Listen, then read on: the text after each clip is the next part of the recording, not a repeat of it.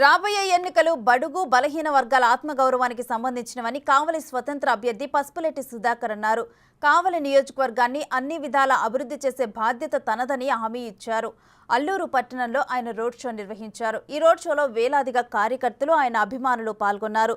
ఒకే సామాజిక వర్గానికి చెందిన ఇద్దరు నాయకులు తనపై తప్పుడు ఆరోపణలు చేస్తున్నారని, నోరు అదుపులో పెట్టుకుని తన గురించి మాట్లాడాలని ఆయన హెచ్చరించారు. బీసీలంటే బ్యాక్వర్డ్ క్యాస్ట్ కాదని, ఈ దేశానికి బ్యాక్ బోన్ అని ఆయన తెలిపారు. రాబోయే ఎన్నికల్లో తనను భారీ మెజార్టీతో గెలిపించాలని ఆయన ఓటర్లను అభ్యర్థించారు.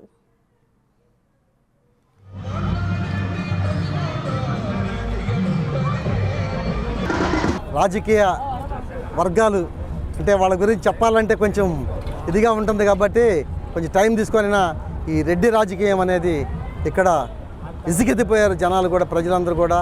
బలహీన వర్గాలంతా కూడా వీళ్ళని తుదిముట్టించాలి, ఇంక ఉండకూడదు వీళ్ళని చెప్పని జనమంతా కూడా స్వతంత్ర అభ్యర్థికైనా సరే మన బీసీల్లో నుంచి వచ్చినటువంటి నాయకుడు ఈయనని ఎలాగైనా మనం గెలిపించుకోవాలని చెప్పని ప్రతి గ్రామం నుంచి, ప్రతి పల్లె నుంచి కూడా జనమంతా తండోపతండోలుగా రావడం జరిగింది. ఖచ్చితంగా ఘన విజయం సాధించి ప్రజలకి మంచి చేస్తామని చెప్పి తెలియజేస్తాం. ప్రజల్లో చాలా మార్పు వచ్చింది. ఎందుకంటే ఇప్పుడు మీరు చూశారు, ప్రజలే స్వయంగా వాళ్ళే రాసుకొని ఇన్ని సంవత్సరాల నుంచి కూడా ఏమి అభివృద్ధి జరిగింది లేదు.